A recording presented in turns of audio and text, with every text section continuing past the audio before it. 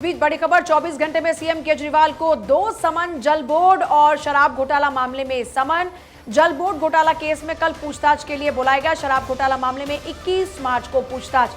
तो देखिए, अरविंद केजरीवाल को आपको याद होगा राजधानी कोर्ट से अभी हाल ही में इसी मामले को लेकर जमानत मिली थी। 2 मामलों में अब जमानत मिली थी और अब एक बार फिर से ईडी ने समन जारी कर दिए हैं। केजरीवाल को इस बार सामने आना होगा, सवालों का जवाब देना होगा 24 घंटे के भीतर।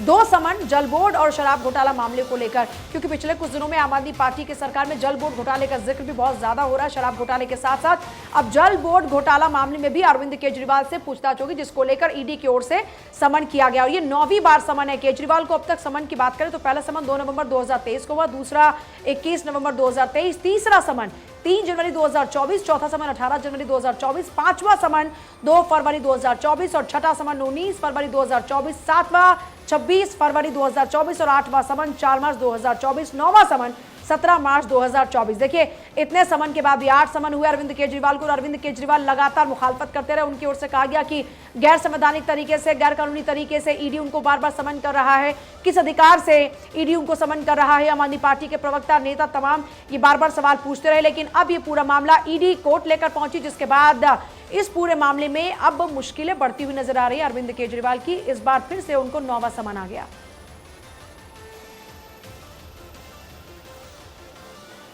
सीबीआई जांच की सिफारिश 22 जुलाई को हुई और 17 नवंबर 2021 को नई शराब नीति देखिए लागू की गई थी। शराब नीति की टाइमलाइन आपको बता रहे हैं। सीबीआई जांच की सिफारिश की गई 22 जुलाई साल 2022 को और उसके बाद लगातार इस पूरे मामले की जांच पड़ताल होती रही, लेकिन 30 जुलाई 2022 को देखिए नई शराब नीति को वापस लिया गया। 17 अगस्त 2022 को सीबीआई ने केस दर्ज किया। 19 अगस्त 2022 को सिसोदिया के घर पर सीबीआई की रेड पड़ी। फिर 23 अगस्त 2022 को ईडी ने ये केस रजिस्टर किया और 30 अगस्त 2022 की बात करें तो सिसोदिया के बैंक लॉकर की तलाशी ली गई।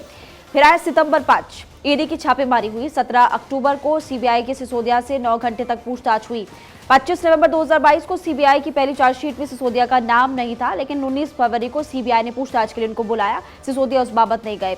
26 फरवरी को पूछताछ के बाद सिसोदिया गिरफ्तार हो गए और 9 मार्च 2023 को सिसोदिया को गिरफ्तार किया गया। 14 अप्रैल की बात करें तो केजरीवाल को सीबीआई ने पूछताछ के लिए बुलाया था।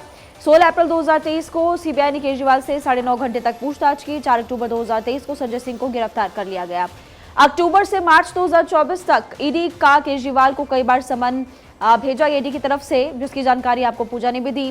फिर 15 मार्च को ईडी ने के कविता को गिरफ्तार किया। अभी तक लगातार उनको समन भेजे जा चुके हैं, लेकिन वो फिलहाल पेशी के लिए नहीं आ रहे हैं।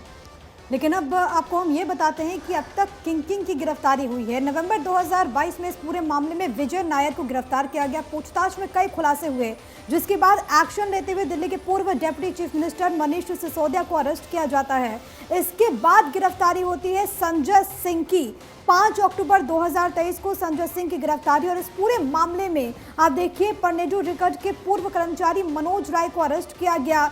इंडो स्पिरिट के मालिक समीर महिंद्रू को भी गिरफ्तार किया गया। बड्डी रिटेल के मालिक अमित अरोड़ा पर भी एक्शन लेते हुए उनको अरेस्ट किया गया। अरविंदो ग्रुप के प्रमोटर पी शरद चंद्र रेड्डी को अरेस्ट किया गया। साउथ लॉबी की बात लगातार सामने आई। रिकॉर्ड इंडिया के पूर्व क्षेत्रीय प्रमुख बिनोय बाबू का भी नाम इसमें शामिल था। इसके बाद साउथ ग्रुप के सदस्य अभिषेक बोनपल्ली को गिरफ्तार किया जाता है। हाल ही में आपको याद होगा कि बीआरएस के एमएलसी के कविता को गिरफ्तार किया गया। ये इस पूरे मामले में तीसरी बड़ी गिरफ्तारी थी और अब दिल्ली के मुख्यमंत्री अरविंद केजरीवाल को एक बार फिर से 9वां समन ईडी का।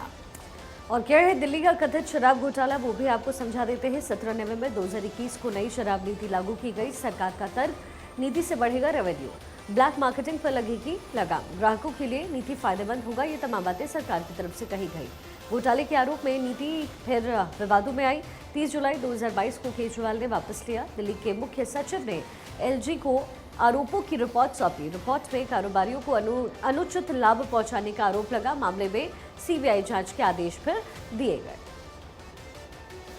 शाम को अरविंद केजरीवाल जी को एक और समन मोदी जी की ईडी ने भेज दिया और ना सिर्फ मोदी जी ने इस एक्साइज पॉलिसी मैटर में समन भेजा, अब शायद उन्हें लग रहा है कि उनकी जो गिरफ्तारी का मकसद है ये इस केस से पूरा ना हो, तो इसलिए उन्होंने एक और फर्जी केस में कल अरविंद केजरीवाल जी को नोटिस भेज दिया उन्होंने दिल्ली जल बोर्ड से जुड़े हुए किसी इन्वेस्टिगेशन को ज्वाइन करने को कहा है।